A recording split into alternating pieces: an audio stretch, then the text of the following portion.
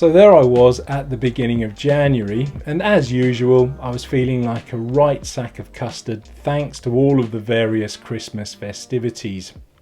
So in an attempt to kickstart my fitness and my cycling for the new year, I promised myself that whenever I did get out on the road and cycle, those rides would be at least 50 kilometers. But then when it came time to actually put that promise into practice and go out and actually do the rides, all I could think of was how hard it was going to be, how cold it was going to be actually cycling, and how long that ride was going to take.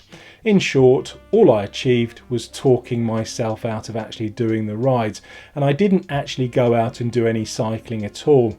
If only I'd known the benefits of short rides.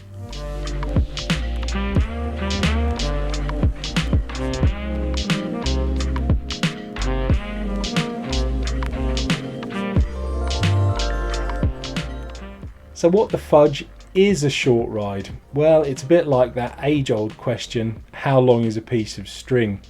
I appreciate that one person's short ride could easily be another person's long ride. So for instance, using me as an example, yes, in an ideal world, I really would like to be able to go out and typically ride 50 kilometers. And if that's the case, then for me personally, a short ride is going to be about 25 to 30 kilometers, and it's going to take me about an hour to complete. But if your long ride is 25 kilometers or 30 kilometers, then your short ride might be something closer to 10 kilometers.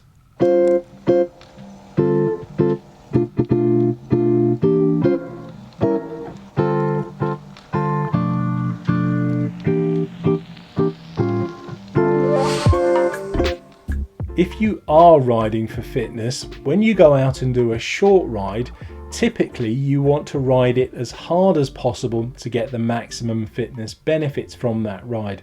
But again, I realise that all you could be doing here is just talking yourself out of cycling at all, when what you really want to be doing is making it as easy as possible.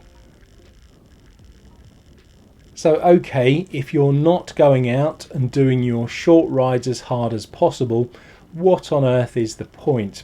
Well, believe it or not, they still have their benefits, not least of which is the enjoyment factor.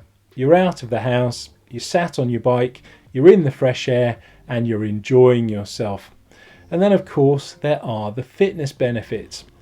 Okay, you're not out there improving your power, you're not out there improving your strength, but everywhere you look, they're advising us that we need to go out and do at least 30 minutes of cardiovascular exercise every day.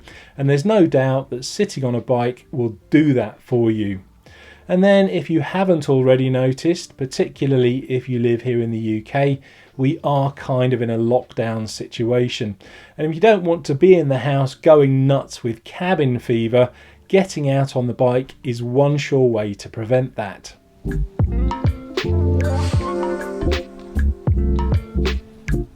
But then of course, the biggest single benefit of the short ride is getting yourself sat on the bike and actually pedaling. Even though you may intend to go out of the house and do a short ride, you never know, you may be enjoying yourself so much it could turn into a long ride.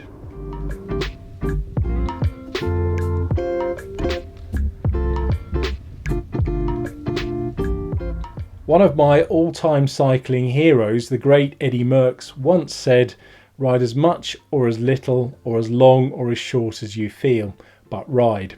And of course he was absolutely right.